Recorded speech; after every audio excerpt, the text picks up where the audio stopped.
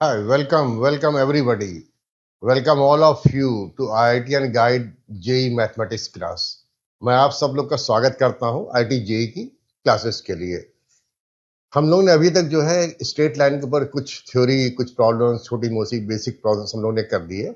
Now today we are going to start with the circle. Circle के हम लोग जो है बेसिक फॉर्मूले जो होते हैं, उसके जनरल इक्वेशन है, पैरामेट्रिक इक्वेशन है, इसके बारे में बात करेंगे, उसकी क्या इंपॉर्टेंस है, ये सब चीजें बात करेंगे। And before that I am just introducing you myself. Myself Irfan Khan. मैंने बीटेक करा आईआईटी कानपुर से। Last since 27 years I am taking IIT JEE classes. I have given so many selection, बहुत सारे सिलेक्शन हो चुके हैं। ठीक है, अब उसमें ये है कि आपको प्रिपरेशन कैसे करनी होती है, किस चीज़ों पे ज़्यादा फोकस करना होता है, किन टाइप की प्रॉब्लम्स को ज़्यादा करनी होती है, इन सब चीज़ों का हम लोग को आइडिया रहता है। So I always guide you in the proper right direction. हम वही चीज़ आपको बताएंगे जो काम आने वाली है। ठीक है, और जिसमें हमें काफी ज्यादा ध्यान देना होता है, वो सारी चीजें आपके सामने आ जाएंगी एक एक करके। प्रॉब्लम्स को कैसे करा जाता है, कैसे शॉर्टकट लिए जाते हैं, कैसे समझा जाता है, कौन से कॉन्सेप्ट लगाए जाते हैं, ये सारी चीजें आपको धीरे धीरे करके सब बता दी जाएंगी। और उसके बाद I am talking about my institute. ITM guide एक कोचिंग क्लासेस है जो ऑनलाइन क्लासेस लेते हैं। ठीक है, इसमें 1-to-1 क्लासेस हैं, बैचेस होते हैं for class 11, class 12, class pass out students and all of them. ठीक है, तो मेरे पास बहुत सारे प्लान्स होते हैं, उन प्लान्स के बारे में आपको मैं डिस्कस कर रहा हूँ। We have many plans like premium, super premium and all those things. ये सारे प्लान्स होते हैं। आपके रिक्वायरमेंट के हिसाब से आप अपना कोई सभी प्लान सेलेक्ट कर सकते हैं and you can contact to the customer care से बात कर लीजिए और जो प्लान आपको सूट करता हो वो आप ले लीजिए। We provide lot of assignments हैं, नोट्स और डाउट सेशंस होते हैं, आपके पर्सनल डाउट होते हैं वो भी सॉल्व होते हैं। आपकी इंडिविजुअल प्रॉब्लम है, you can ask any time freely है। ये सारी चीजें हैं। We have many plans and whichever the plan suits to you, you can register for that. उसके लिए कर सकते हैं। Let's start with the class. हम स्ट्रेट लाइन बात कर रहे हैं।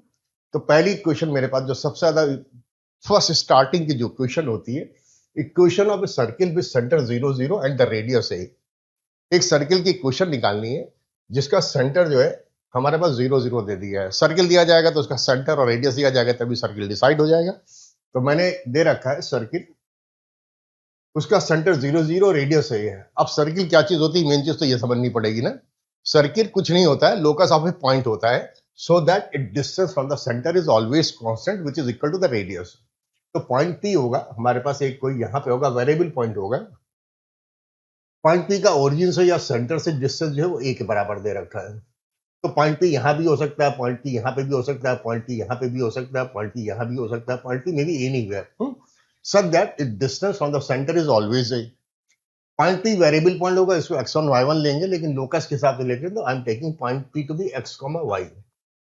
ठीक है, अब x, y इसके कोऑर्डिनेट दिए, डिस्टेंस फॉर्मूले के हिसाब से बात करेंगे। पॉइंट पी कहीं पे भी हो, उसका ओरिजिन से या सेंटर जिसको हमने 0 0 का, डिस्टेंस हमेशा a के बराबर रहेगा। So I can write the distance formula, I can say locus of the point P. ये लोकस निकालना हो, दैट बिकॉज ये सर्किल है ना, वो सर्किल बन जाता है।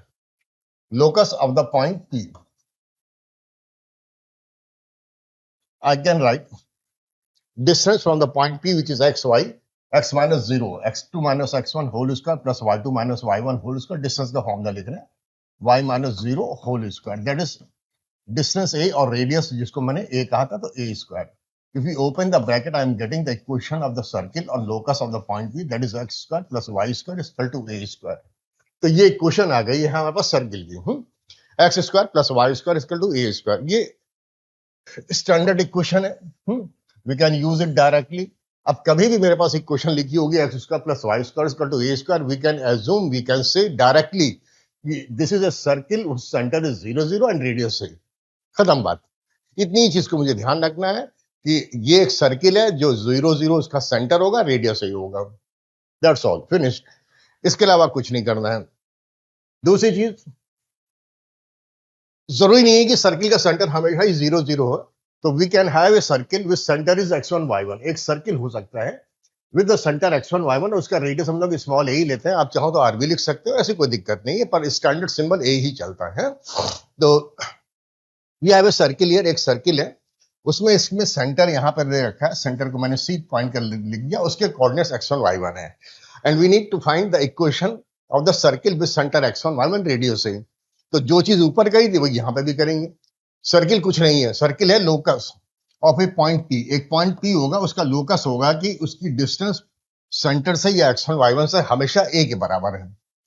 तो पॉइंट P यहाँ पे भी हो सकता है, यहाँ पे भी हो सकता है, यहाँ पे भी हो सकता है, वहां पे भी हो सकता है। तो कोई भी पॉइंट जो हमारे पास x1 y1 से डिस्टेंस a के ऊपर रहेगा तो अपने आप ही सर्किल बन जाएगा। So we can write the locus of the point P। Locus of the point P जब लिखेंगे लोकस, वो सर्किल की क्वेश्चन बन जाएगी। So locus of the point P, I can write x minus x1 whole square. So x minus x1 whole square plus y minus y1 whole square, distance formula लिख रहा हूं, that is equal to radius a square. So this is the equation of a circle with center x1 y1 and radius a. तो यही formula मैंने यहां पे लिखा हुआ है, x minus x1 whole square plus y minus y1 whole square is equal to a square. This is the equation of a circle with center x1 y1 radius a. अगर मैं इसको एक्सपेंड कर दूंगा, then I will get X square plus Y square, यहाँ पे bracket में open करेंगे 2x1 x आ जाएगा, x का कोफिशिएंट x1 आएगा, पहले x1 लिखिए बाद में x है, माइनस 2x1 x, यहाँ पे ब्रैकेट में ओपन करेंगे तो माइनस 2 y आ जाएगा, एक टर्म x1 स्क्वायर की, एक y1 स्क्वायर की, a स्क्वायर को राइट में ट्रांसफर कर देंगे, I will get this equation. So this is the equation of a circle. ये इक्वेशन ऑफ ए सर्किल है, x square plus Y square minus 2x1 x minus 2y1 y plus x1 square plus y1 square minus a square to be 0। ऐसे याद कर सकते हैं, better we remember in this manner. हाँ, इस manner में याद करेंगे तो बेटर रहेगा। x minus x1 whole square plus y minus y1 whole square equal to a square. Expanded form में ये आ गया। I can say this represent a circle, this represent a circle, ये सर्किल की क्वेश्चन है। This represent a circle with centre, जिसका centre जो है मेरे पास यहाँ पे x1 y1 आ रहा है, यानी कि x का कोफिशिएंट है जो भी है उसका half, with centre x1 y1, ठीक है, और उसका रेडियस हमारे पास जो भी है a के बराबर है, and the radius I am going to get a, radius is a, radius की वैल्यू a के बराबर है, वो मैंने फिर से लिख दिया। एनीवे, अब एक काम कर रहे हैं, ये क्वेश्चन को हम जनरल इक्वेशन में लिखने जा रहे हैं। तो एक काम करेंगे, x1 की जगह माइनस जी लिख देंगे, y1 की जगह माइनस हाफ रख देंगे, तो I am going to write in different manner, वो नेक्स्ट स्लाइड पे आ रहा है। General equation of the circle, I have written x square plus Y square plus 2gx plus 2fy plus c। अभी मैंने पिछली इक्वेशन में बताया था equation of the circle, equation of the circle मेरे पास आया था x square plus Y square minus 2x1 x minus 2y1 y, and I have got a term that was g square plus f square x1 square plus y1 square minus a square, उसको लिख दे रहा हूं, x1 square plus y1 square minus a square that is equal to 0। अभी मैंने बताया कि centre के coordinates जो थे वो हमारे पास x1 y1 थे, और रेडियस जो था वो a था। तो इस चीज को मैं यूज करने जा रहा हूं। In place of the x1 की जगह हम माइनस जी लिखने जा रहे हैं, x1 की जगह माइनस जी लिख देंगे और y1 की जगह माइनस एफ लिख देंगे, और इसकी जगह जो टर्म लिखा हुआ था x1 square plus y1 square minus a square, इस जगह c लिख देंगे। So I can write the general equation of the circle, general equation of circle, ठीक है।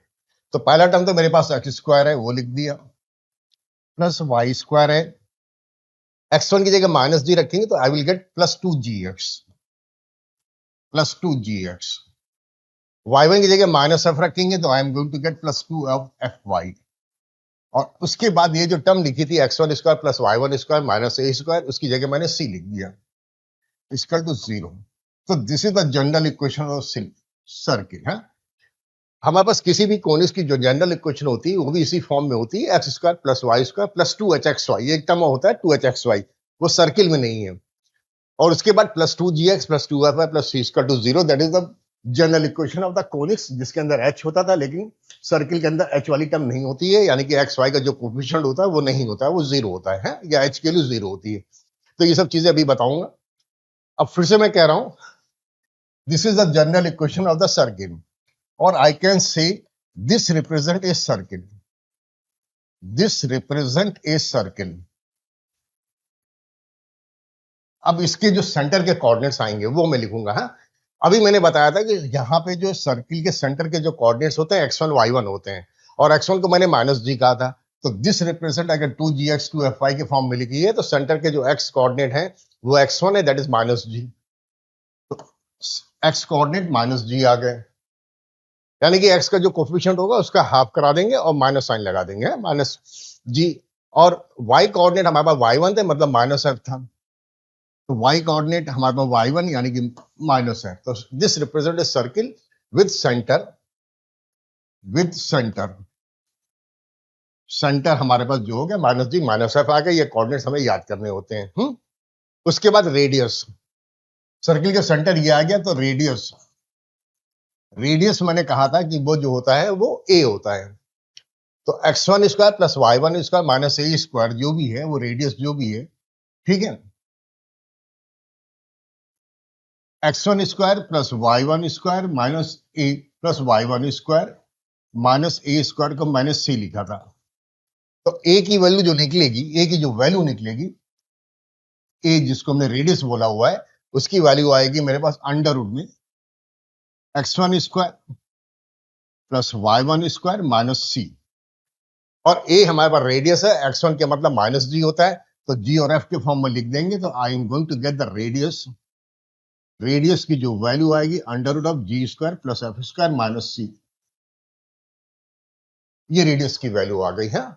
So we need to remember one formula, एक फॉर्मूला है हमें याद करना पड़ेगा, x square plus Y square plus 2gx plus 2fy plus c equal to 0, that is the general equation of the circle. पहली बात, this is a circle with centre -g -f, ये हमें याद करना है। This is the coordinates of the centre. और उसके बाद उसका जो रेडियस आएगा वो under root of g square plus f square minus c होगा, ये हमें याद होना चाहिए। That is the only thing that we need to keep remember, बाकी कुछ नहीं याद करना है। और जनरल इक्वेशन जो कोनिक्स की होती है वही लिखी हुई है, एच की वैल्यू 0 है। Let's move to the next slide. अब उसके बाद है condition that the general equation of conics to represent a circle. General equation conics की अभी मैंने बताई, उसके अंदर जो होता है ए एक्स स्क्वायर होता है प्लस बी वाई स्क्वायर होता है plus 2hxy plus 2gx plus 2fy plus c। तो ये जनरल इक्वेशन है, it may be a circle, ये एक सर्किल हो सकता है, it may be a parabola, ये पैराबोला भी हो सकता है, it may be an ellipse, और it may be a hyperbola, ये कुछ भी हो सकता है। And moreover it may be a pair of straight line, एक पेयर ऑफ स्ट्रेट लाइन भी हो सकता है, उसकी भी जनरल इक्वेशन ऐसे ही होती है। तो पेयर ऑफ स्ट्रेट लाइन के बारे में अभी बात नहीं कर रहा हूं, उसकी भी कंडीशंस होती हैं, वो बताऊंगा, अभी बताऊंगा। तो general equation of the conics हमारे पास a x square plus b square y plus 2hxy plus 2gx plus 2fy plus c equal to 0 है। लेकिन ये जो इक्वेशन निकलेगी general equation, it may be a circle, it may be parabola, it may be hyperbola, कुछ भी हो सकता है। तो कब ये सर्किल बनेगा, कब ये पैराबोला बनेगा, कब ये हाइपरबोला बनेगा, वो बता रहा हूं। वापस आ रहा हूं, जनरल इक्वेशन ऑफ सर्किल जो लिखी थी, यहाँ पे एक्स स्क्वायर का कोफिशिएंट 1 था, वाई स्क्वायर का भी कोफिशिएंट 1 था। पूरी इक्वेशन को ए से मल्टीप्लाई कर दे, 2 से कर दे, 3 से कर दे, तो भी 2x स्क्वायर है, यहाँ पे 2y स्क्वायर आ जाएगा, ये 4gx बन जाएगा, बाकी टर्म चेंज हो जाएंगी। कुछ भी होगा, एक्स स्क्वायर और वाई स्क्वायर का कोफिशिएंट सेम आएगा, चाहे वो 1 हो, चाहे वो 2 हो, चाहे वो 5 हो, जो भी हो, एक्स स्क्वायर और वाई स्क्वायर का कोफिशिएंट सेम आएगा। सो this is the one condition that this represent a circle. अगर कोफिशिएंट एक्स स्क्वायर का कोफिशिएंट वाई स्क्वायर का हमारे पास बराबर होगा, यानी कि ए और बी बराबर आ जाएंगे। जब ये इलिप्स या पैराबोला होगा तो ए की वैल्यू 2 आ जाएगी, तो बी की वैल्यू 3 आ जाएगी, वो चेंज हो जाएगी, वो डिफरेंट रहेंगी। When it is a circle, the coefficient of x square coefficient of y square has to be the same, otherwise it may become a ellipse, या फिर हो सकता है कि हाइपरबोला बन जाए, पैराबोला भी बन सकता है, कुछ भी हो सकता है। तो first condition is that coefficient of x square and y square has to be same. उसके बाद एक चीज मैंने और भी बताई थी, कि सर्किल के क्वेश्चन के अंदर एक्स वाई की कोई टर्म नहीं आएगी, there will be no terms of x y. और एक्स वाई जो होता है उसका कोफिशिएंट एच होता है, एक्स वाई का कोफिशिएंट एच होता है। तो second condition, the coefficient of x y has to be zero. जो एक्स वाई का कोफिशिएंट होगा एच जिसको बोलते हैं हैज टू बी जीरो। तो these are the two conditions, ये दो कंडीशंस होंगी, दोनों सेटिस्फाई होनी चाहिए, कोई एक हो जाएगा तो नहीं। ए की वैल्यू बी के बराबर, coefficient x square coefficient y square के बराबर, कोफिशिएंट एक्स वाई जीरो, दोनों चीजें होंगी, then we can say it is a circle. This is a condition that we need to know very well, बहुत अच्छे से आना चाहिए। पहली चीज। उसके बाद एक एडिशनल इंफॉर्मेशन दे दे रहे हैं, वही बता दे रहे हैं। दूसरी चीज ये है कि मैंने सेंटर के जो रेडियस की जो वैल्यू लिखी थी वो g square plus f square plus c minus c होता है।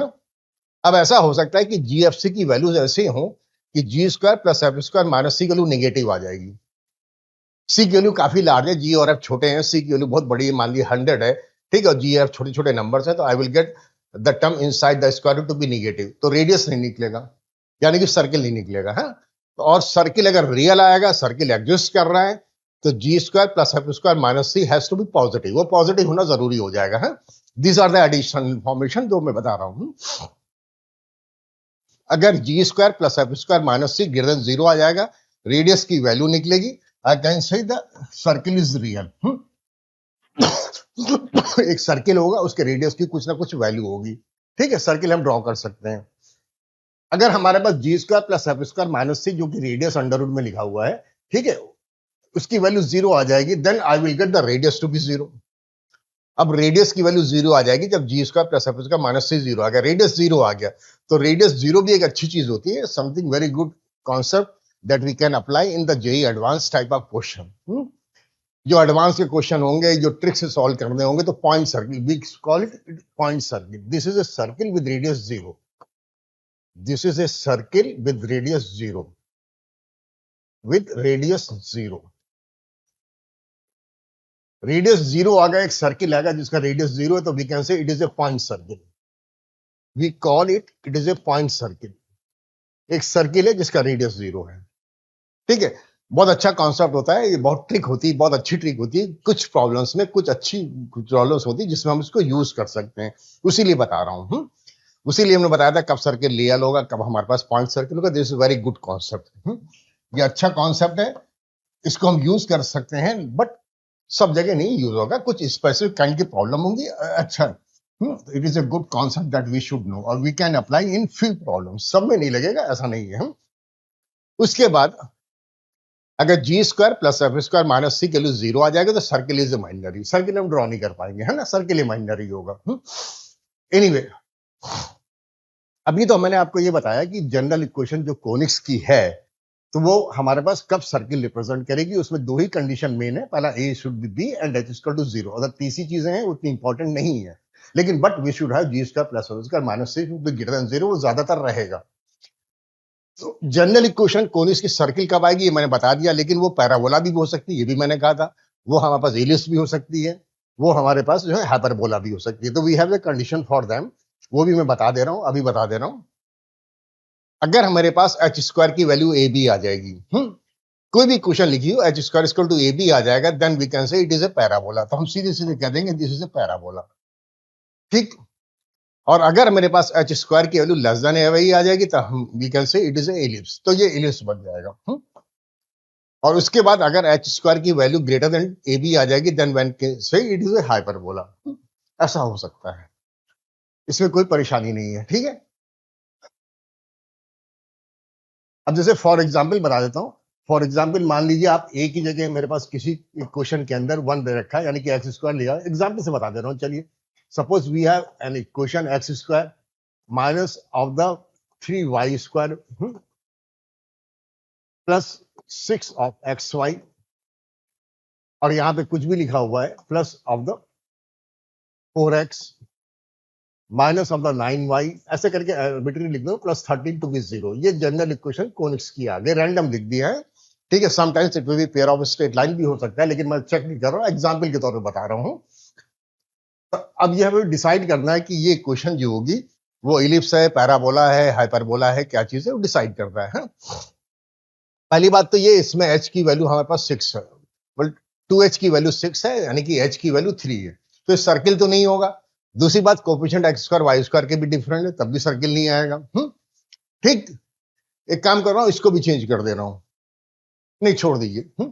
तो अभी a की वैल्यू तो 1 आ गई यहां पे, और b की वैल्यू मेरे पास -3 आ गई, और h की वैल्यू मेरे पास जो निकल के आएगी वो 2h की वैल्यू 6 आएगी, तो h की वैल्यू 3 आ जाएगी।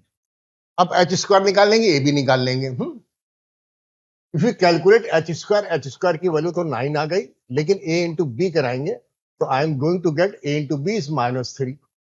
तो h स्क्वायर की वैल्यू 9 आ रही है, पॉजिटिव है, a भी हमारे पास -3 है, नेगेटिव, तो h square is greater than ab। h square greater than ab आ रहा है, तो that mean it is a hyperbola, ये हाइपरबोला बन जाएगा। क्लियर?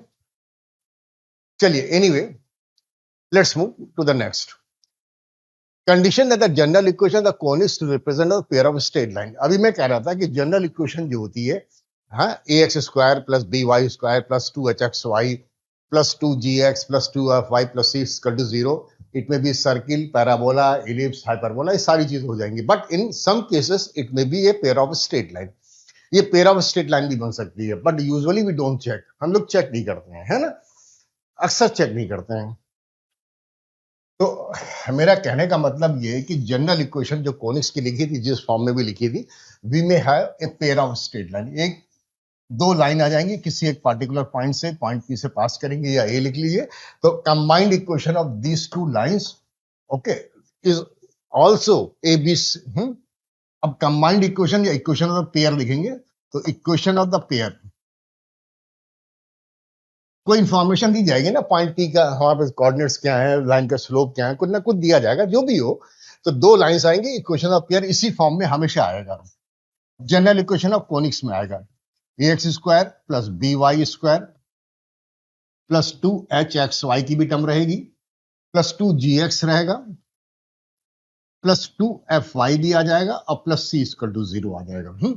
अब ये क्वेश्चन जो होगी हमारे पास, अभी मैंने बताई थी सर्किल, पैराबोला, इलिप्स, हाइपरबोला, उसकी कंडीशन बता दी थी, but sometimes it may be a pair of straight line. अगर ये पेयर ऑफ स्ट्रेट लाइन आएगी तो हमारे पास एक फॉर्मूला होता है that we should know and we should remember it, वो बता दे रहा हूं। We have a formula ABC, ये याद करना पड़ेगा, हाँ, ABC plus 2FGH minus AF square minus BG square minus CH square to be 0। अगर ये चीज 0 आ जाएगी, इन दैट केस वो सर्किल, पैराबोला, इलिप्स, हाइपरबोला कोई भी कोनिक्स नहीं होगा, कोई भी कोनिक्स नहीं होगा, वो जो है पेयर ऑफ स्ट्रेट लाइन बन जाएगा, इक्वेशन ऑफ पेयर बन जाएगा। तो मेरा कहने का मतलब ये है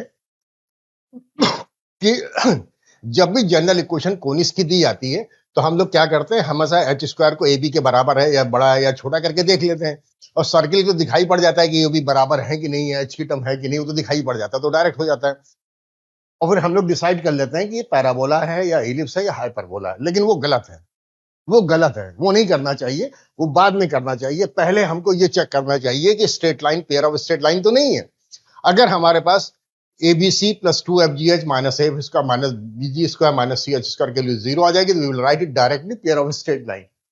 ठीक है, अब हम उसको इलिप्स या पैराबोला करके नहीं देखेंगे, ठीक है, लेकिन 99% ऑफ केसेस में पेयर ऑफ स्ट्रेट लाइन नहीं होता, वी इग्नोर दिस, इसको इग्नोर कर देते हैं, इसको छोड़ देते हैं, और just we see whether h square is equal to AB greater than AB और लेस देन AB, और वहीं से डिसाइड कर लेते हैं कि पैराबोला है कि इलिप्स है कि हाइपरबोला है। हम लोग करते नहीं, पर करना चाहिए। अगर वो पेयर ऑफ स्ट्रेट लाइन की कंडीशन सेटिस्फाई कर जाएगा, तो equation of pair of straight line बन जाएगा, इक्वेशन ऑफ पेयर बन जाएगा, और इलिप्स, पैराबोला ये सब नहीं चेक करना है, वो गलत हो जाएगा। ठीक, चलिए, पहली चीज ये फॉर्मूला याद करना पड़ता है, ABC plus 2FGH minus AF square minus BG square minus CH square to be 0। अब इसको याद करने का तरीका ही बहुत अच्छा है, we can write this expression in terms of determinant, determinant में भी लिख सकते हैं, इस तरह से याद करना इजी हो जाएगा। अब याद करने का तरीका बता दे रहा हूं, एक काम करिए, सिमेट्रिक है, एक डिटरमिनेंट लिखिए, यहाँ पे A लिखिए, यहाँ पे B लिखिए, और यहाँ पे C लिख दीजिए, ये सिमेट्रिक है। यहाँ पे F लिखिए, यहाँ पे G लिखिए, और यहाँ पे H लिख दीजिए। तो फर्स्ट रो को फर्स्ट कॉलम बना दिए, सिमेट्रिक बना दीजिए, तो यहाँ पे H आ जाएगा, यहाँ पे G आ जाएगा। B F था तो F को नीचे भी उतार दीजिए, बी एफ इक्वल टू 0, ये डिटर्मिनेंट के फॉर्म में लिखा जाता है। आप डिटर्मिनेंट को एक्सपांड करेंगे तो आपके पास यही क्वेश्चन आ जाएगी, यही क्वेश्चन लौट फिर के आ जाएगी। ठीक है, इट्स वेरी इजी ऑल्सो, लेकिन मालूम होना चाहिए।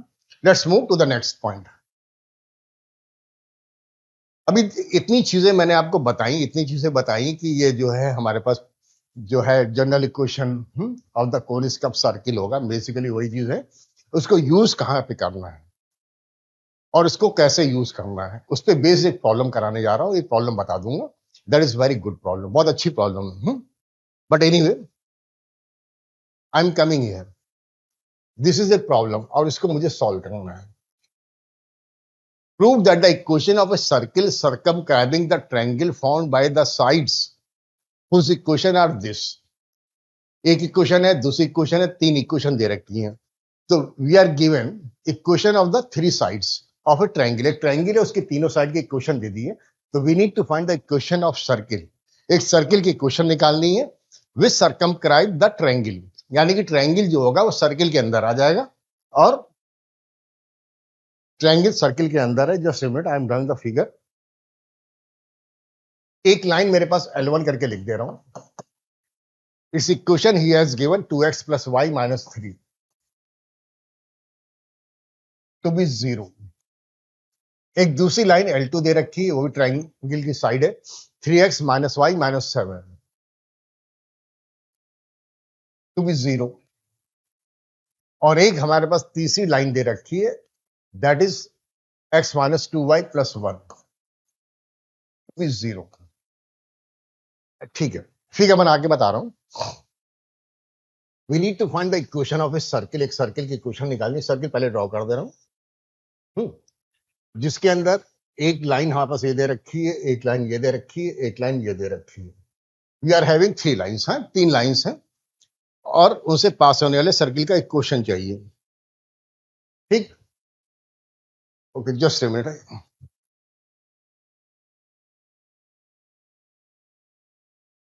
फिर से ड्रॉ कर दे रहा हूं।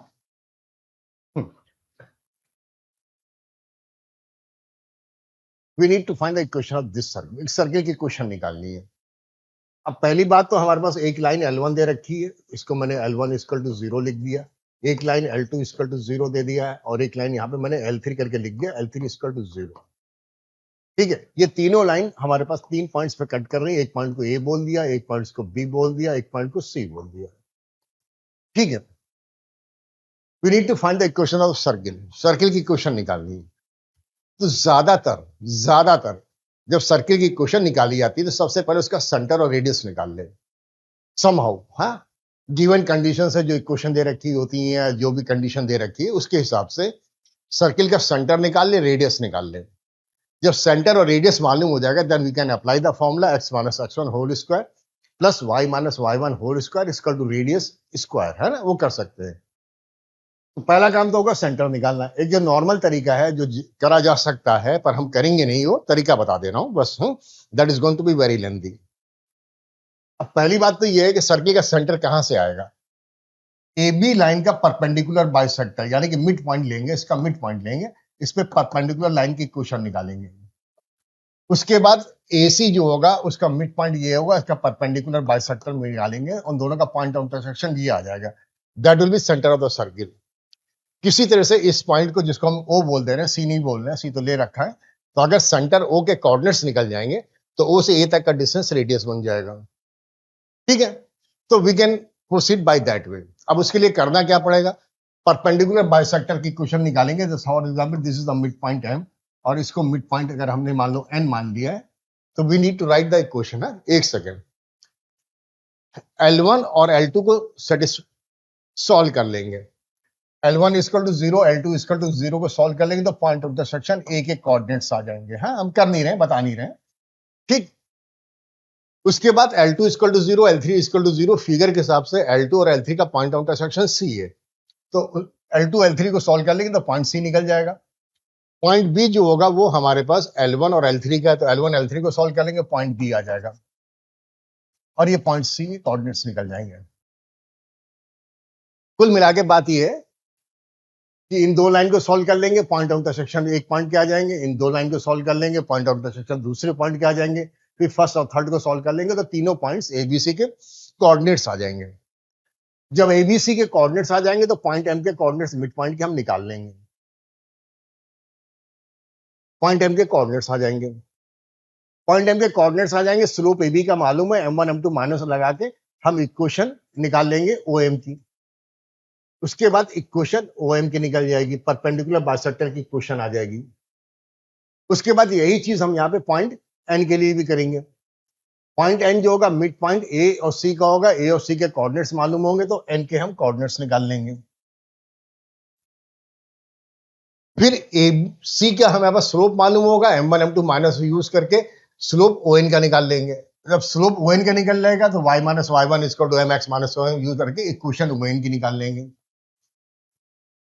अब इक्वेशन ओ एम की आ गई, इक्वेशन ओ एन की आएगी, दोनों को साइमेट्री सॉल्व कर लेंगे तो मेरे पास ओ के कोऑर्डिनेट्स आ जाएंगे, ओ के कोऑर्डिनेट्स आ जाएंगे। ठीक है, जब सेंटर के कोऑर्डिनेट्स मालूम होगा, ए पॉइंट के कोऑर्डिनेट्स मालूम है तो डिस्टेंस फॉर्मूला यूज करके रेडियस की वैल्यू भी आ जाएगी। तो सेंटर भी मालूम हो गया, रेडियस भी मालूम हो गया, then we can apply the formula x minus x1 whole square plus y minus y1 whole square equal to r square, will get the equation of circle. लेकिन ये तरीका सही नहीं है, बहुत बड़ा हो जाएगा। पहली बात तो ये कि तीनों लाइन को दो दो करके पेयर करके सॉल्व करिए, एबीसी के कोऑर्डिनेट्स निकालिए। अब एबीसी के जो कोऑर्डिनेट्स निकाले आएंगे, पता नहीं क्या इक्वेशन दे रखी, वो उल्टे सीधे आ जाएंगे। एक एक एक्स कोऑर्डिनेट 3/17 आ गए, वाई कोऑर्डिनेट हमारे पास 5/9 आ गए, तो अगर फ्रैक्शन में आ जाएंगे, उल्टे सीधे नंबर आएंगे तो आगे बहुत परेशानी आ जाएगी। तो एबीसी के कोऑर्डिनेट्स निकाले, फिर मिड पॉइंट यूज करके एम निकाले, फिर इक्वेशन निकाले ओ एम की, उसके बाद इसी तरह से ओ एन के लिए करें, फिर पॉइंट ऑफ इंटरसेक्शन ले। तो इसमें कैलकुलेशन बहुत इन्वॉल्व होगा, बहुत बड़ा प्रोसीजर हो जाएगा। This is not the correct method, ये सही तरीका नहीं है। अब सही तरीका क्या है वो बता दे रहा हूं। पहली चीज तो ये है कि जो मैंने आपको कंडीशन बताई थी for a conics to represent a circle, उसको मैं यूज करने जा रहा हूं। इसको यूज करा दे रहा हूं। However it is very difficult है तो get this kind of question या ट्रिक्स है, ये कॉन्सेप्ट है या मेथड है या जो भी कहिए फॉर्मूला है, that I am going to tell you, that is very important है। जस्ट अ मिनट, कॉन्सेप्ट ही बोलेंगे आप, but you can remember it as a formula. Formula भी बोल सकते हैं, कोई दिक्कत नहीं। It is a shortcut, it is the only way to solve this kind of the problem. ठीक, और अभी जो हमने कंडीशंस बताई थी उसको यूज भी करा दे रहा हूं। Okay, just a minute.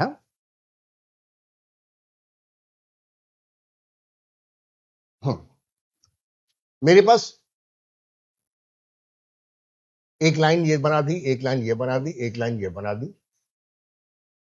For example, I am taking इस line to be L1 to be 0, I am taking this line to be L2 equal to 0, I am taking this line to be L3 equal to 0। ठीक है, अब एक काम कर रहे हैं, L1 L2 का पॉइंट ऑफ इंटरसेक्शन इसको पॉइंट ए बोल दिया, L2 L3 इसका पॉइंट ऑफ इंटरसेक्शन इसको मैंने थोड़ी देर के लिए बी बोल दिया, L2 L3 का पॉइंट ऑफ इंटरसेक्शन थोड़ी देर के लिए सी मान लिया। तो we need to find the equation of a circle. एक सर्किल की इक्वेशन निकालनी है जो इन तीनों पॉइंट से पास हो।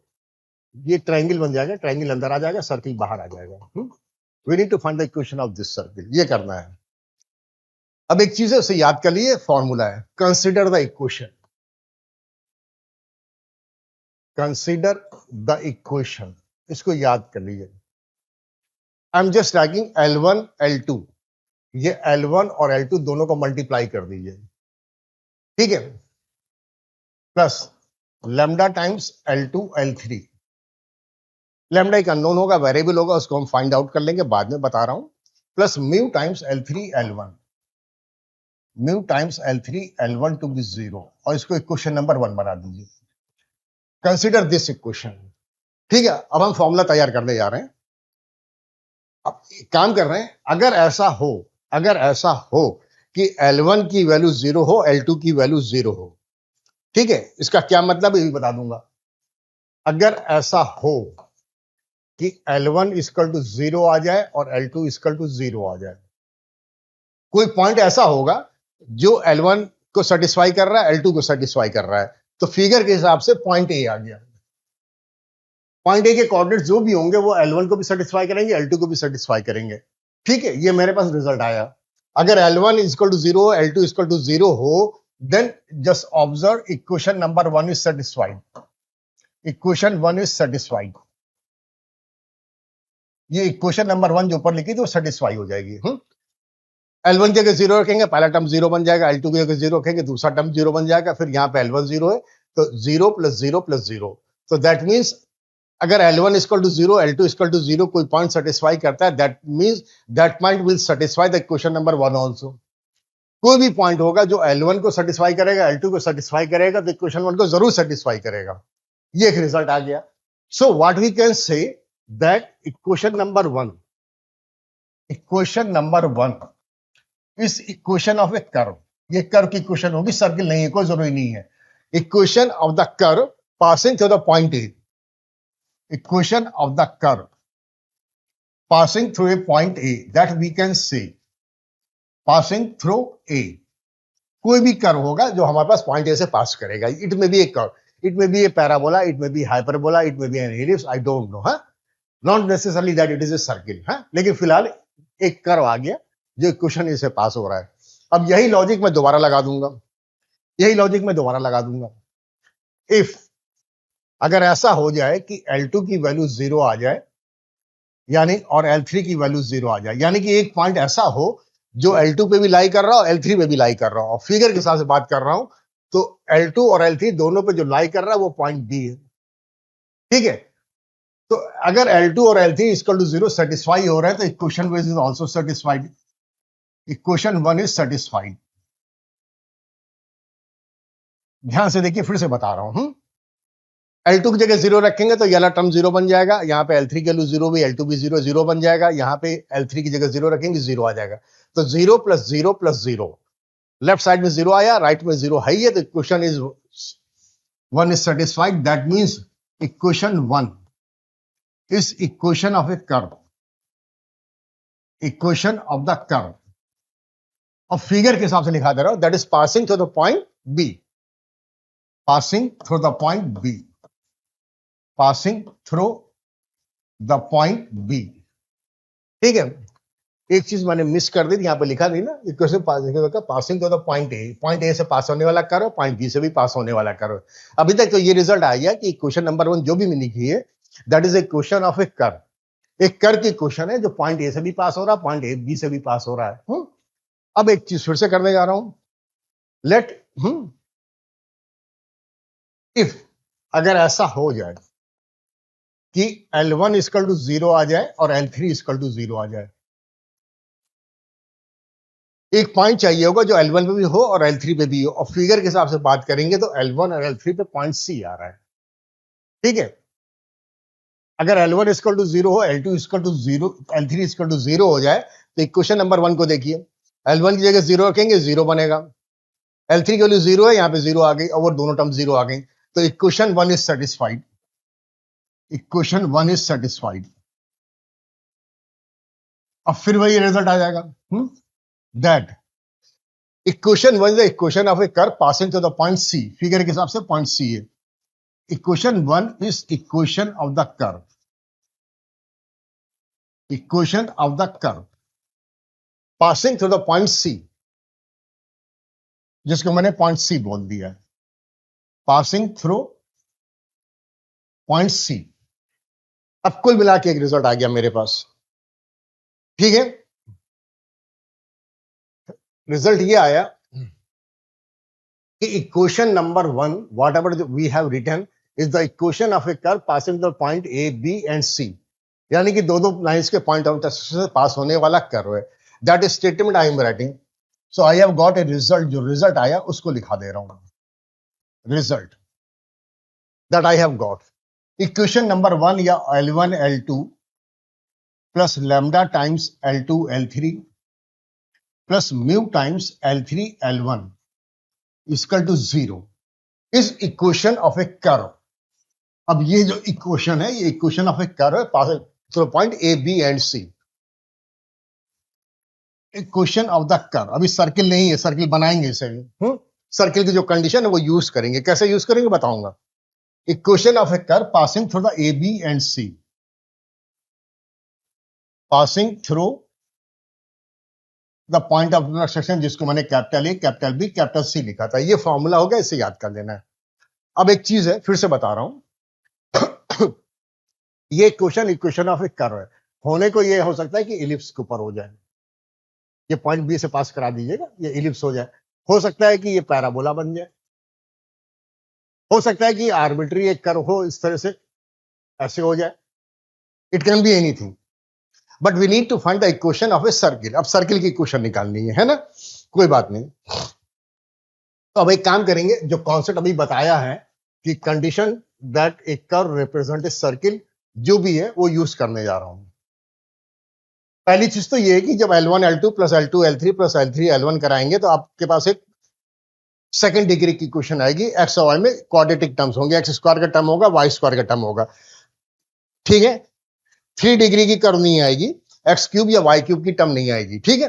तो सेकंड डिग्री का कर्व आएगा, second general equation of the conics आएगी, एक्स स्क्वायर की टर्म आएगी, वाई स्क्वायर की आएगी, एक्स वाई भी आएगा, एक्स का टर्म आएगा, वाई आएगा, कांस्टेंट आएगा।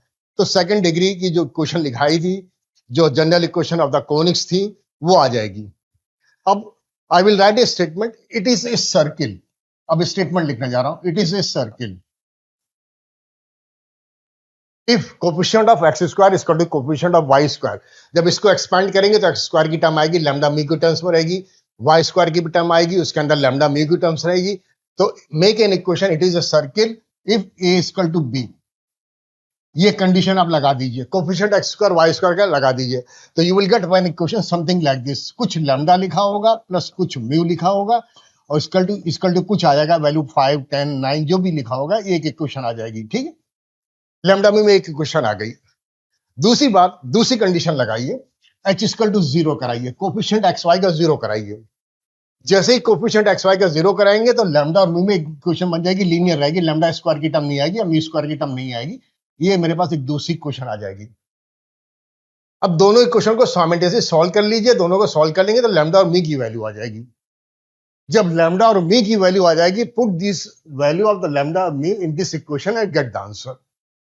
तो ये तरीका हम फॉलो करेंगे। हमें पॉइंट ऑफ इंटरसेक्शन भी निकालने नहीं है, परपेंडिकुलर बाइसेक्टर की इक्वेशन भी नहीं निकलनी है, कुछ नहीं करना है, सीधे सीधे ये कॉन्सेप्ट यूज करना है, पहली बात। दूसरी बात, ये जो इक्वेशन मैंने लिखी थी, L1 L2 lambda L2 L3 mu L3 L1 equal to 0, it's very easy to handle, ठीक है। इसको बहुत आराम से सॉल्व होगी, देखने में लगेगी कि बहुत बड़ी इक्वेशन है, लेकिन चुटकी में सॉल्व होगी, चुटकी में, ठीक है ना। लेकिन सही तरीके से सॉल्व करेंगे, अभी ब्लाइंडली करेंगे, अंधों की तरह से करेंगे तो नंबर ऑफ टर्म्स इतनी ज्यादा आ जाएंगे, कोई फायदा नहीं है। तो एक प्रॉब्लम मैं अभी करा दे रहा हूं, जब न्यूमेरिक वैल्यू लिखी होगी तो कैसे लैम्डा म्यू निकालना है, क्या एक एक चीज क्लियर हो जाएगी, वो बताने जा रहा हूं। तो let's move to the question. अब क्वेश्चन पे आ रहे हैं। ये क्वेश्चन मेरे पास ऐसे लिखा हुआ था, है ना, मैंने एक तरीका बताया था, it's very lengthy, I am not going to do this, इसको तो नहीं करूंगा, जस्ट वेट। हाँ, ओके, एक मिनट, एक मिनट। हाँ, अब ये क्वेश्चन मुझे लिखनी पड़ेगी, L1 equal to 2x plus 3 2x plus y minus 3। Okay, I am solving this problem. I am writing L1 that is 2x plus y minus 3। Right में 0 रखिएगा, -3 to be 0। This is my equation number 1, ठीक है। L2 लिखने जा रहा हूं, 3x minus y minus 7, यहीं पे लिख दे रहा हूं, जगह भी चाहिए। L2 की वैल्यू मेरे पास 3x minus y minus 7 to be 0 है। देख लेता हूं, 3x माइनस वाई माइनस 7, ठीक है। x minus 2y plus 1, L3 जो है मेरे पास x minus 2y plus 1 equal to 0 है। अब इसको मैं स्टार्ट करा रहा हूं, बता रहा हूं, फिर से चेक कर लेता हूं। 2 1 minus 3 2 1 minus 3 3 minus 1 minus 7 3 minus 1 minus 7, गलत हो जाएगा तो दिक्कत आ जाएगी। x minus 2y plus 1, x minus 2y plus 1, और सर्किल की इक्वेशन जो भी है वो तो बात की चीजें छोड़ दीजिए, वो आंसर नहीं लिख रहा हूं। Okay, now I am starting.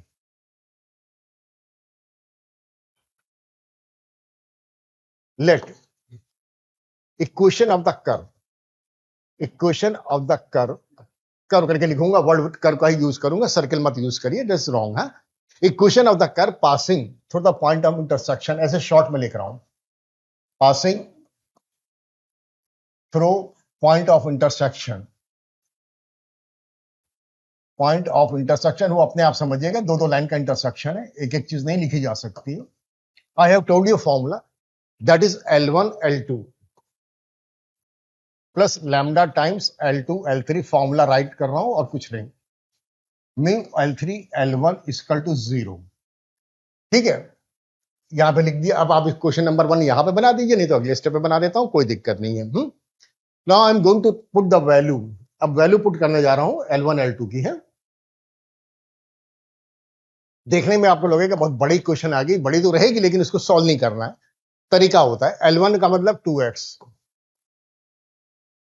Plus y minus 3 लिख दीजिए, L2 3x minus y minus 7। जब न्यूमेरिक वैल्यू रहती है तो क्वेश्चन समझ में आता है, इसीलिए एग्जांपल दे रहा हूं। Plus lambda times L2 L3, L2 की value 3x minus y minus 7, L3 मेरे पास x minus 2y plus 1, x minus 2y plus 1, ये L3 आ गया, plus mu times L3 that is x minus 2y plus 1. L1 I have 2x plus y minus 3 to be 0. अब आप इसको question number 1 बना दिए, बाद में लैम्डा म्यू निकाल के यहीं पे रख देंगे, ठीक है ना?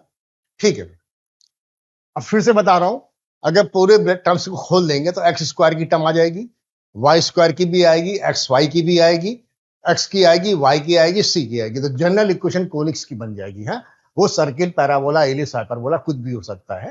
Now I am writing a condition, it is a circle. अब इसको मैं सर्किल बनाने जा रहा हूं। आई am writing a statement, it is a circle, it is a circle if पहली कंडीशन जो हमारे पास कोफिशिएंट एक्स स्क्वायर का और वाई स्क्वायर का होगा सेम होना चाहिए। So I am writing first condition, that is a equal to b, coefficient x square y square का सेम चाहिए। ब्रैकेट खोलना नहीं है, गलती नहीं करनी है। पहला काम करिए, कोफिशिएंट एक्स स्क्वायर कहां से आएगा, कितना आएगा वो लिखिए। तो ये x और ये 3x मल्टीप्लाई होकर 6x स्क्वायर बनेगा, तो कोफिशिएंट एक्स स्क्वायर का 6 आएगा।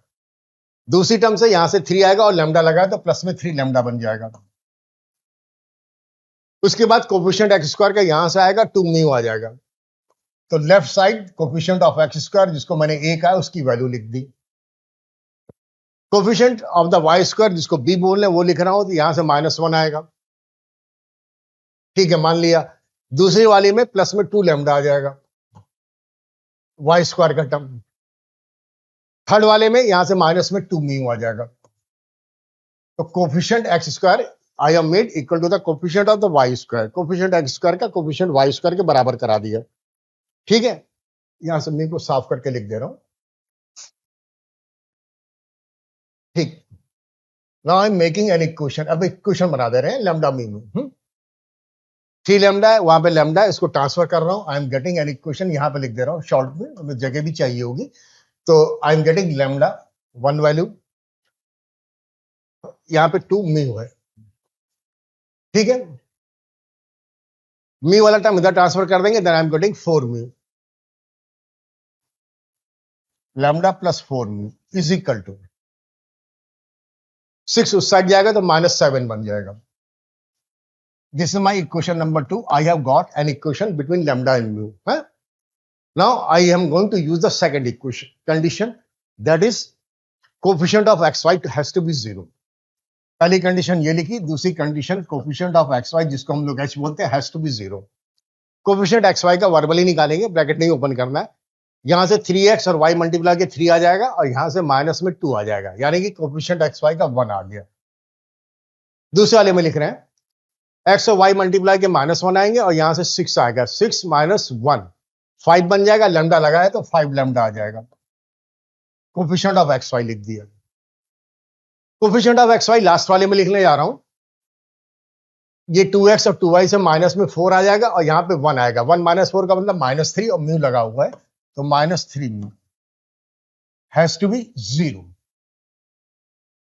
तो कुल मिला के हमारे पास इक्वेशन जो आ रही है 5 लैम्डा माइनस 3 म्यू, इसको यहां पे लिख दे रहा हूं 5 लैम्डा माइनस 3 म्यू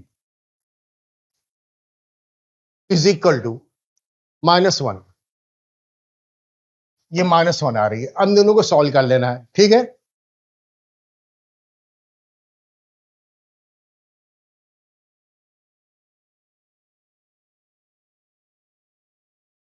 थोड़ी सी मिस्टेक है, अभी देखता हूं, फिर से कर रहा हूं। एक्स वाई का कोफिशिएंट 3 -2 1 आ गया, यहां से एक्स वाई का कोफिशिएंट लिखेंगे तो -6 बनेगा, माइनस, ओके, 3 -2 देंगे तो -6 आएगा, और यहां से -1 यानी कि -7 आ गया। 3 -2 से -6 -1 -7 आएगा लैम्डा के साथ, वो गलत लिखा हुआ है।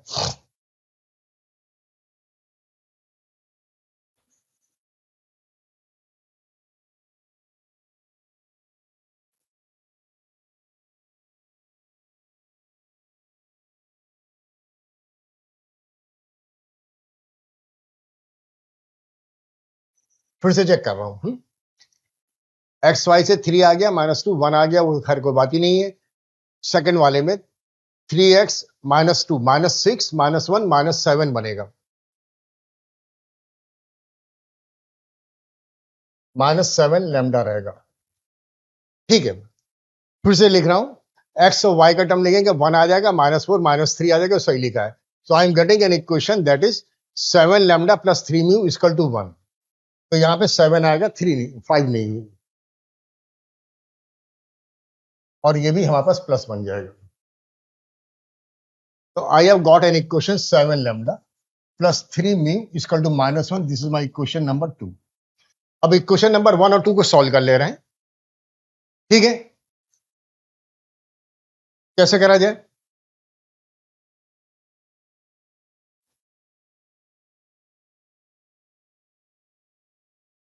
इक्वल टू -1 नहीं, +1 है, ठीक है।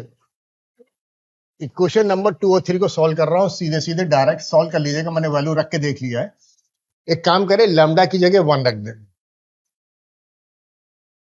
ठीक है, और म्यू की जगह अब से -2 रख दें। तो लैम्डा की जगह 1 रखेंगे, सॉल्व करके आ जाए, कर लीजिएगा, वो आएगा, मैंने मेंटली कर लिया है। तो लैम्डा की जगह 1, म्यू की जगह -2, तो 1 -8 -7 आ गया, सेटिस्फाई कर गया। 7 लैम्डा निकालेंगे, 7 आएगा। 3 म्यू कराएंगे तो -6, 7 -6 की वैल्यू 1 आ गई, ठीक है। तो लैम्डा और म्यू की जो भी वैल्यू निकली वो करेक्ट निकल के आ गई है, ठीक है। वो आप अपने हिसाब से सॉल्व कर लीजिएगा, यहाँ पे साफ साफ लिख देता हूँ, लैम्डा इक्वल टू 1, ठीक है। अब आंसर लिखने जा रहा हूं, जब आंसर लिखूंगा, equation of the circle, lambda mu की वैल्यू निकल गई, इक्वेशन ऑफ द सर्किल अब मैं लिखने जा रहा हूं।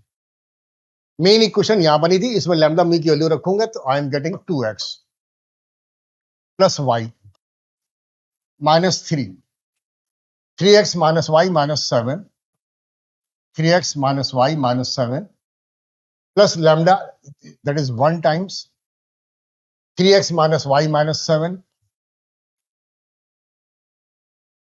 x -2y plus 1, mu is -2 and x -2y plus 1, बहुत संभल के लिखना पड़ता है, x -2y plus 1, 2x plus y minus 3, 2x plus y minus 3, that is equal to 0. We need to solve this. अब इसको सॉल्व करना और कुछ नहीं करना है, ठीक है ना। लेकिन वही काम करेंगे, ब्रैकेट नहीं खोलना, बेवकूफी का काम नहीं करना है। सबसे पहला काम, एक्स स्क्वायर का टर्म लिखेंगे, यहां से 2 × 3 6, यहां से 3 9, और यहां से हमारे पास -2 to 4, ठीक है। कितना बनेगा? आई एम जस्ट शोइंग, पहले में तो 6 आ गया, यहां से एक्स स्क्वायर में प्लस में 3 आ जाएगा। उसके बाद जब एक्स स्क्वायर का टर्म लिखेंगे तो यहां से माइनस में 4 आ जाएगा। तो 6 + 3 -4 कराएंगे तो 9 - 4 दैट इज 5। तो कोफिशिएंट एक्स स्क्वायर का मेरे पास 5 आ गया। अब कोफिशिएंट वाई स्क्वायर का लिखेंगे। अब मैंने भी पहले भी कहा, ये सर्किल की इक्वेशन निकालना है, लैम्डा म्यू निकाला है, वो सर्किल के लिए है। तो जब वाई स्क्वायर का कोफिशिएंट निकालेंगे वो भी 5 ही आएगा, अब वो डिफरेंट नहीं आ सकता है। डिफरेंट आ गया तो इसका मतलब गलत कर दिया, कैलकुलेशन मिस्टेक कर दी, या कुछ ना कुछ हो गया, ठीक है ना। तो let's see what we are getting y square. Y square का कोएफिशिएंट यहां से -1 आएगा, लिख दिया। यहां से प्लस में 2 आ जाएगा, ठीक है, यहां से +2 हो जाएगा, बाहर 2 लगाए। वाई का लिखेंगे तो -2 बनेगा और माइनस माइनस +2 बन जाएगा, 4 आ जाएगा। तो 4 + 2 6 -1 5। कोफिशिएंट एक्स स्क्वायर का भी 5 आ गया। वो क्वेश्चन अपने आप चेक होता चला जाएगा। उसके बाद कोफिशिएंट एक्स वाई का निकालेंगे तो कोफिशिएंट एक्स वाई का 0 आना चाहिए। लैम्डा म्यू सही निकला होगा तो एक्स वाई का कोफिशिएंट अपने आप 0 आएगा। लेट्स सी, है चेक कर रहा हूं, देख रहा हूं। यहां से 3xy आ जाएगा, यहां से -2, 3 -2 तो 1 आ गया। एक्स वाई का कोफिशिएंट लिखूंगा तो यहां से माइनस में 1 आएगा और -6, -1 और -6 का मतलब -7 आएगा, बाहर 1 लगा हुआ है। यहां से एक्स वाई का लिख रहा हूं तो यहां से -4 आ जाएगा और 1 -4 का मतलब -3 और बाहर -2 तो प्लस में 6। सॉल्व किया तो ये 0 आ गया।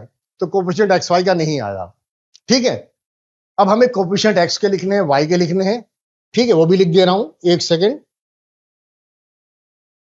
इसको इरेज कर देता हूं, ये रफ वर्क है। कोफिशिएंट एक्स के लिखने जा रहा हूं। कोफिशिएंट एक्स का यहां से x मल्टीप्लाई होगा तो माइनस में 14 आएगा और यहां से माइनस में 9। -14 -9 का मतलब माइनस में 23 आ गया। कोफिशिएंट एक्स का लिखेंगे तो 3 × 1 से 3 आएगा और यहां से -7। 3 -7 का मतलब -4 आ गया। यहां से x का लिखूंगा तो -3 आएगा और यहां से 2 -3 का मतलब -1 और +2 बन जाएगा। तो इसको जब सॉल्व करेंगे 27 आएगा और 2 आएगा तो माइनस में 25 आ गया। That is the coefficient of x। Coefficient y का लिखने जा रहा हूं। कोफिशिएंट y का लिखेंगे तो यहां से -7 आएगा और यहां से +3। -7 + 3 का मतलब माइनस में 4 आ गया। अच्छा, फिर से चेक कर ले रहा हूं। -7 जल्दी करते हैं तो ठीक रहता है, फास्ट करना चाहिए, स्लो करेंगे तो मिस्टेक होती है। तो -7 + 3 -4 है। y का कोफिशिएंट लिख रहा हूं, -y और 1 मल्टीप्लाई के माइनस में आएगा और यहां से प्लस में 14 -1 यानी कि 13, ठीक है। फिर से बता रहा हूं, कोफिशिएंट y का लिखना है तो -y और 1 से होके हमारे पास -1 आएगा और यहाँ पे -7 और ये 14 -1 का मतलब 13 आ गया, ठीक। उसके बाद y वाला कोफिशिएंट यहां से लिख रहा हूं, यहां से 1 आएगा और 6 6 1 7 -14 ऐसे आ रहा है। थोड़ा सा फास्ट करेंगे तो जल्दी हो जाएगा, स्लो करेंगे तो दिक्कत आती है। तो ये आ जाएगा -5 y, ठीक है। हाथ रुकना नहीं चाहिए, you should go very fast, नहीं तो भूल जाते हैं। Now I am writing the constant term. -3 -7 से 21 आ जाएगा, यहां पे 1 और -7 से माइनस में 7 आ जाएगा और यहां से माइनस में 3 बनेगा और बेसिकली +6 बन जाएगा। तो I am getting 27 -7 +20 to be 0। That is the equation of circle. X square की टर्म आ रही है, वाई स्क्वायर की आ रही है, एक्स वाई की कोई टर्म नहीं आ रही है। एक्स का कोफिशिएंट आ रहा है, वाई का आ रहा है, कांस्टेंट आ रहा है, but we can take 5 common. So I can write the answer equation of the circle, ठीक। 5 से कैंसिल कर देंगे। Then I am getting x square plus Y square, after that -5x, after that -y +4 to be 0। ये circle की question आ जाएगी and we need to check the answer. तो -5x -y है तो -5x है, -y है और यहाँ पे 4 है। So I am getting the answer.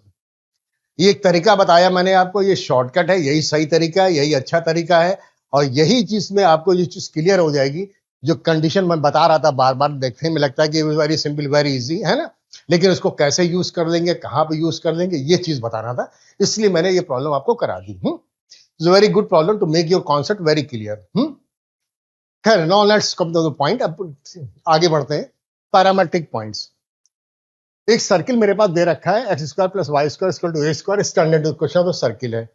तो सीधी सी बात है, इसके ऊपर कोई पॉइंट पी अगर मैं लेता हूं यहाँ पे, so I can take the Cartesian coordinate of the point P.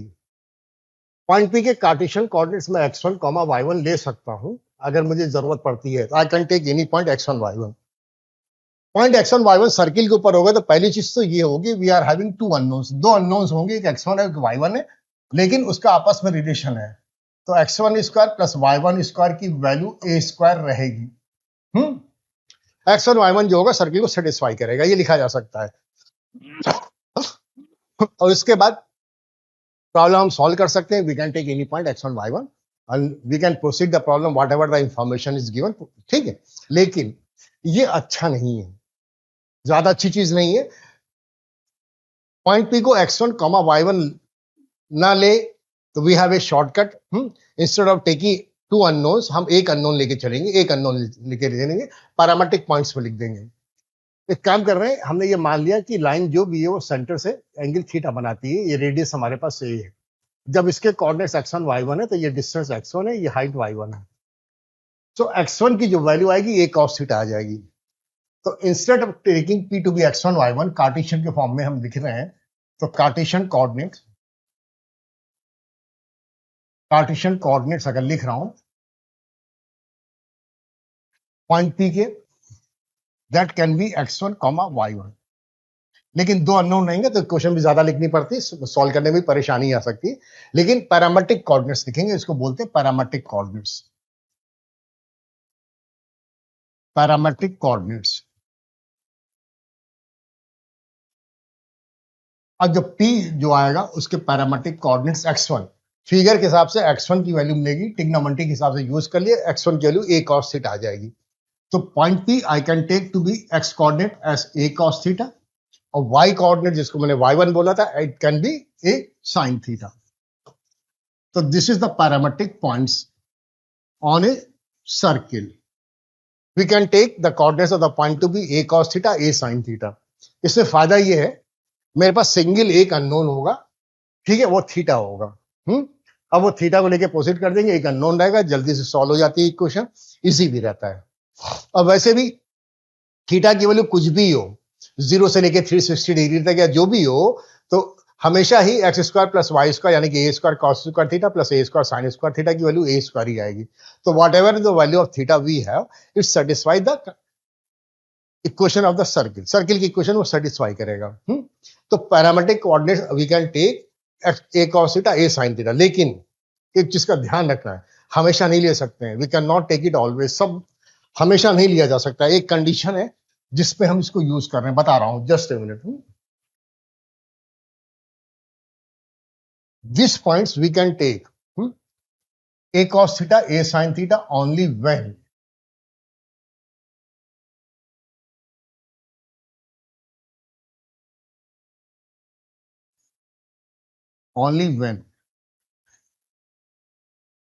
Circle का सेंटर 0 0 होगा। बस वी कैन टेक ओनली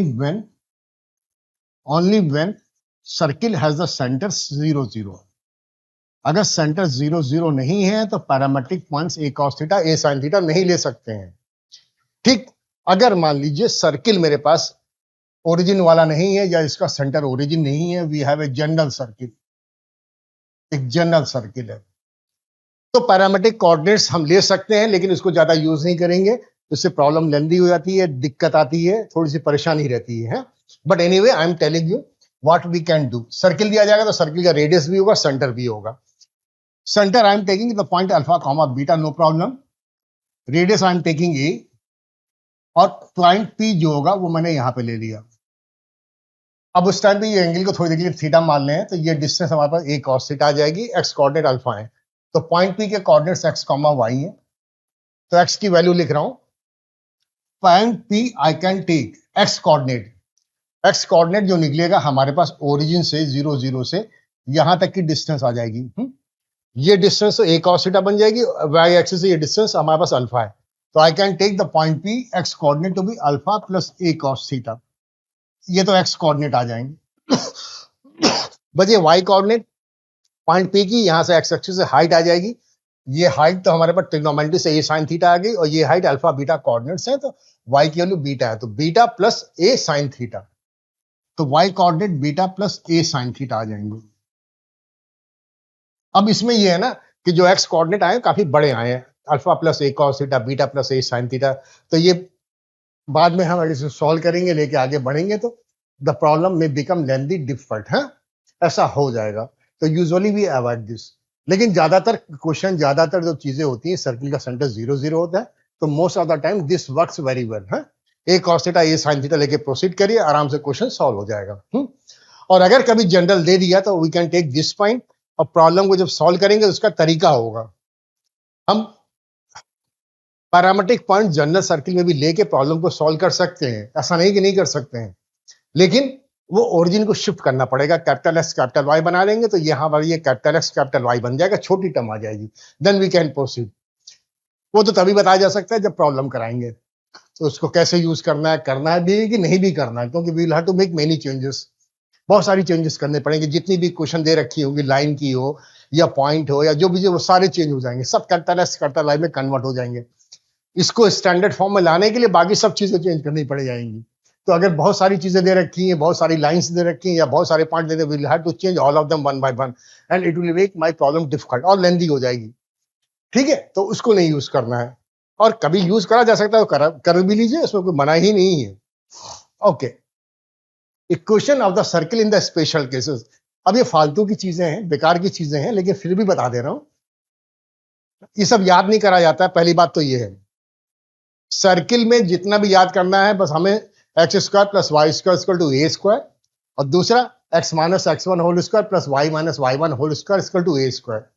ठीक, या फिर general equation x square plus Y square plus 2gx plus 2fy plus c to be 0, centre minus d minus f, radius g square plus f square minus c, that's all. बस इसके अलावा parametric point A cos theta a sin theta याद कर लिया, वो भी सही होगी, आसान होता है। कुछ नहीं याद करना है, कुछ नहीं याद करना है, बता दिया मैंने। ठीक, और ये बुक्स वगैरह में सब जगह दे रखे थे, special cases when the circle is stretching x axis what is its equation, circle is stretching y axis what is the equation, ये सब इक्वेशन जो है वो ना याद करी जाती है ना कुछ होता है। ठीक, पहले बताया सर्किल है तो सबसे पहले एक काम करिए, सेंटर निकालिए, रेडियस निकालिए, इक्वेशन अपने आप लिखिए। ज्योमेट्री वगैरह यूज करनी पड़ जाएगी, ज्योमेट्री यूज कर लीजिए, सीधी सी बात है। Now come to the point, equation of circle touching x axis. हमें चाहिए सेंटर और रेडियस, बस इतनी सी चीज है। एक सर्किल मैंने ड्रॉ कर दिया, वो एक्स एक्सिस को टच कर रहा है, आई एम टेकिंग इस centre to be x1 y1। ये सेंटर के कोऑर्डिनेट्स ले लिए, इसको मैंने x1 y1 मान लिया। अब ज्योमेट्री से लिखने जा रहा हूं, I know the coordinates of the centre that is given to us x1 y1। ठीक है, यहाँ पे x1 y1 आर नोन है, यहाँ पे x1 लिखा, ठीक, कोई बात नहीं। सेंटर से एक्स एक्सिस के ऊपर ये जो ड्रॉ करेंगे, परपेंडिकुलर ड्रॉ करेंगे, that will be the radius, और फिगर के हिसाब से वो y1 है। ठीक, अब सीधे सीधे इक्वेशन ऑफ सर्किल लिखने जा रहा हूं, that is x minus x1 whole square plus y minus y1 whole square equal to radius square, radius is y1।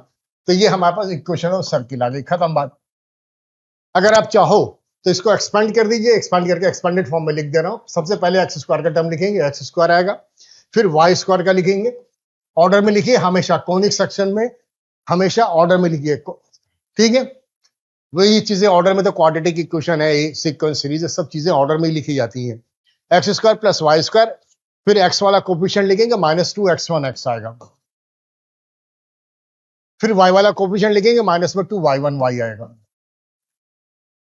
उसके बाद कांस्टेंट वाली टर्म लिखेंगे, ये x1 स्क्वायर आएगा, यहां से y1 स्क्वायर आएगा, और राइट में मेरे पास y1 स्क्वायर है। ठीक है ना, अब सीधी सी बात है कि ये y1 स्क्वायर कट जाएगा, so we can write the equation of the circle. Equation of the circle that is x square plus Y square -2x1x -2y1y plus x square to be 0। ये सर्किल की equation आ गई। अब इसको याद नहीं करना, मैं बार बार मना कर रहा हूं, है ना। सीधे सीधे फिगर खींचिए, फिगर में जो है रेडियस जो बनेगी वो y1 आ जाएगी। Formula x minus x1 whole square plus y minus y1 whole square, radius यानी कि y1 स्क्वायर लिख दे, गेट दिस। सीधी सी बात, नो नीड टू रिमेंबर, इसको बिल्कुल नहीं याद करना है। अब एक चीज है, यहाँ पे coefficient x square y square same ही आ गया, 1 ही आ गया, but I am saying it is a curve. अब मैं क्वेश्चन को चेंज कर रहा हूं, मैं एक चीज कह रहा हूं, this is a equation of a curve, I am asking you reverse order, reverse में पूछ रहा हूं। We need to prove that this is a curve, whatever the circle जो भी है, it is touching the x axis. मैंने reverse करके पूछ दिया आपसे, मैंने क्या बताइए, how can we say that curve of the circle is touching x axis, मैंने क्वेश्चन चेंज कर दिया, ठीक है, फॉर्मूला बना दिया, मैंने कहा चेक करिए या शो दैट या प्रूव दैट, जो भी वर्ड यूज कर लिए, prove that this curve, circle नहीं यूज करो, बट एनीवे दिस कर्व और दिस सर्किल, जो भी हम सर्किल ही लिख दे रहे हैं, इस टचिंग एक्स एक्सिस, ये मैंने कहा प्रूफ कर दीजिए, टचिंग एक्स एक्सिस। कैसे प्रूफ करेंगे? जनरल चीजें बता रहा हूं, जो काम की चीजें आती है, जो आगे भी जरूरत पड़ती है, जो पैराबोला है, इलिप्स है, कभी कभी इस चीज होगी कि हमारे पास इलिप्स की क्वेश्चन है और लाइन की क्वेश्चन दे देंगे, we will ask prove that the ellipse is touching that line. इस तरह की चीज आएंगी, तो क्या कॉन्सेप्ट यूज करना है वो बता रहा हूं। अब इसको काम करेंगे, टचिंग एक्स एक्सिस पर टच करेगा, जो भी टच करेगा तो उसमें एक्स कोऑर्डिनेट तो हमारे पास कुछ भी आएंगे, लेकिन वाई कोऑर्डिनेट इज 0 है। तो बेसिकली ये कर्व की क्वेश्चन को और x axis y equal to 0 दोनों को साइमल्टेनियसली सॉल्व कर रहे हैं। Let's see what we are getting. Now इसको चेक करा रहा हूं, put y to be 0, y की वैल्यू 0 पहली वाली क्वेश्चन में लिख देंगे, क्वेश्चन नंबर 1 बना दे रहा हूं, इसमें रख दे रहा हूं, पॉइंट ऑफ इंटरसेक्शन निकाल रहा हूं एक्स एक्सिस से इस कर्व का, एक्स एक्सिस की इक्वेशन y इक्वल टू 0 होती है, y की जगह 0 रखा, so I am getting x square, y square term 0 आ जाएगा, माइनस में 2x1 आ जाएगा, और उसके बाद ये वाला टर्म 0 आ जाएगा, प्लस में एक्स स्क्वायर आ जाएगा, ठीक है। वो मैंने थोड़ा सा गलत लिखा है, ये x1 स्क्वायर है, ठीक है। So I am getting x1 square to be 0। ध्यान से देखें तो it is written x minus x1, x भी यहां पे छोड़ दिया है, ठीक है। So I am getting x minus x1 whole square to be 0. Solve कर लेंगे तो x की दो वैल्यूज नहीं आएंगी, सिंगल वैल्यू आएगी, so that is x equal to x1। I am not getting 2 points, quadratic बनेगी, लेकिन क्वाड्रेटिक में हमारे पास x की एक सिंगल वैल्यू आ रही है, सिंगल रूट आ रहा है। So I can say whatever the circle of curve, okay, the circle is touching, circle touch कर रहा है x axis, x axis at the point x coordinate x1 आए हैं, तो at the point x1 comma y coordinate मेरे पास 0 है, x1 comma 0, बस ये रिजल्ट आ गया। और वैसे भी अगर चेक करेंगे, ध्यान से देखेंगे, तो ये सर्किल मैंने बना रखा है, तो सर्किल यहां पे टच कर रहा है इस पॉइंट पे, इस पॉइंट की अगर कोऑर्डिनेट्स लिखेंगे तो x कोऑर्डिनेट तो x1 रहेंगे और y कोऑर्डिनेट 0 रहेंगे, दैट्स ऑल। ये चेक हो गया, ठीक है। इट इज नॉट इंटरसेक्टिंग, ऐसा नहीं हो रहा है कि ये सर्किल जो है यहाँ पे लाइन को कट कर रहा हो, नहीं, कट नहीं कर रहा है, it is touching, single root आ रहे हैं, सिंगल वैल्यू आ रही है, ठीक है। साइमल्टेनियसली सॉल्व कर लिया है, वो मैंने बता दिया आपको, just leave it. Now come to the next point, equation of circle touching the y axis. जो पहले किया था वही अभी भी कर देंगे, कोई फर्क नहीं करना है, कुछ नहीं करना है, ठीक है। Just wait a minute.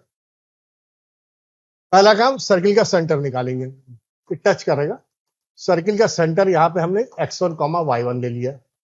Geometry से देखेंगे तो ये जो डिस्टेंस आएगी या जो x कोऑर्डिनेट है x1 है, ये रेडियस बन जाएगी। So I am writing the formula x minus x1 whole square plus y minus y1 whole square, इसको radius that is x1 square, bracket open कर देंगे तो डायरेक्ट आंसर लिखने जा रहा हूं। I will get a term of x square, I will get a term of the y square, एक हमारे पास यहां पे माइनस में 2x1x आएगा, इधर माइनस में 2y1y आ जाएगा, उसके बाद एक टर्म x1 स्क्वायर की आएगी, राइट में भी x1 स्क्वायर है, वो कैंसिल हो जाएगा, and I am left with the y1 square to be 0। ये हमारे पास सर्किल की क्वेश्चन आ जाएगी। पुरानी जो क्वेश्चन आई थी x एक्सिस को टच कर रहा था या y एक्सिस को टच कर रहा है, दोनों सिमिलर आएंगी, कोई फर्क नहीं आएगा। पुरानी वाली क्वेश्चन में यहाँ पे x1 स्क्वायर आया था, अभी जो आया है y1 स्क्वायर आ गया, बाकी सारी टर्म वही रहेंगी, ठीक है, बाकी सब कुछ वही, कोई डिफरेंस नहीं आएगा। अगेन वी कैन प्रूव, ये फिर से प्रूव करते हैं, it is touching with the y axis को टच कर रहा है, काम करेंगे, एक्सिस को 0 रख देंगे, ये टर्म 0 बन जाएगी, ये टर्म 0 बन जाएगी, तो y square minus 2y1 y plus y1 square 0 आ जाएगा, basically y minus y1 whole square 0 आ जाएगा। तो y के लिए y1 आएगी, एक ही पॉइंट निकलेगा, y कोऑर्डिनेट जो निकलेंगे y1 निकलेंगे, x कोऑर्डिनेट 0 रहेंगे, y कोऑर्डिनेट y1 आ जाएंगे, ठीक है, वो अपने आप हो जाएगा। Just forget about this. Now come to the next article, सब याद नहीं करने होते हैं, बस फिगर बनाइए, अपने आप लिखिए। अब बस ये वाला फॉर्मूला यूज करिए, बस ठीक है, एक्सपांड करने की जरूरत है तो करिए, अदरवाइज मत करिए, proceed, just proceed. Unless we need to expand, don't expand it. ठीक है, equation of the circle touching both the axis, एक सर्किल है दोनों एक्सिस को टच कर रहा है, वही करेंगे ज्योमेट्री। सर्किल का सेंटर निकालेंगे, रेडियस निकालेंगे, सर्किल का सेंटर मेरे पास यहां कहीं आ जाएगा। तो अगर हमने रेडियस ए मान लिया तो ये एक्स हाइट ए रहेगी, ये भी ए रहेगी, तो सेंटर जो बनेगा ए कॉमा ए बनेगा, सेंटर के कोऑर्डिनेट्स, और रेडियस भी ए है। So I can write x minus x one whole square plus y minus y one whole square, radius a square, bracket open कर देंगे, I will get the answer. I will get x square plus Y square, एक term आएगी, minus में 2ax आ जाएगा, minus में 2ay आ जाएगा, एक ए square, उधर से ए स्क्वायर कैंसिल हो जाएगा, एक ए स्क्वायर बच जाएगा, तो प्लस में a square equal to 0। That is the equation of the circle when it is touching both the axis. Simple होता है, इजी होता है, ऐसा कुछ नहीं है, नो नीड टू रिमेंबर। फिर बाद में एक्स इक्वल टू 0 रखेंगे तो सिंगल एक पॉइंट पर टच कर जाएगा, वाई इक्वल टू 0 रखेंगे तो सिंगल एक पॉइंट पर टच कर जाएगा। वो सब चीजें मैं बता ही चुका हूँ, no need to worry for all that, वो कॉन्सेप्ट बता दिया था कि ऐसे ऐसे करा जा सकता है। Now we are coming to the next article. हाँ, ये भी एक इक्वेशन होती है, sometimes good, sometimes I don't say it's very important, but sometimes very good, और we should know it very well. ठीक है, कभी कभी कुछ क्वेश्चन ऐसे आ जाएंगे कि जिसमें इस क्वेश्चन को यूज करनी पड़ती है। Equation of a circle whose diameter ends are x1 y1 and x2 y2। एक सर्किल है, उसका एक डायमीटर का एंड ए है, उसके कोऑर्डिनेट्स मैंने x1 y1 ले लिए। दूसरा डायमीटर का एंड बी है, उसके कोऑर्डिनेट x2 y2 निकाल लिया। We need to write the equation of the circle. अगर डायमीटर दे दिया है तो मिड पॉइंट अगर निकाल लेंगे तो सेंटर निकल जाएगा, और फिर ये डायमीटर का डिस्टेंस निकल जाएगा, हाफ कराएंगे तो रेडियस बन जाएगा, तो सेंटर और रेडियस निकल जाएगा। That we can use the formula x minus x1 whole square plus y minus y1 whole square equal to r square. लेकिन वो लेंथी है और वो डिफिकल्ट है, उसको करने की जरूरत भी नहीं है।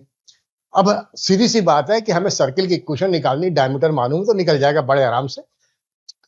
P is a point here, P कोई सा भी पॉइंट होगा, वेरिएबल पॉइंट होगा, उसको h कॉमा k ले सकते हैं या x3 y3 लेना पड़ेगा, क्योंकि x1 y1 x2 y2 तो ले ही चुके हैं। But anyway, I'm going to use a constant whether the point P is here or here or here, anywhere, कहीं पे भी हो, नीचे की साइड पे भी हो, कोई दिक्कत नहीं।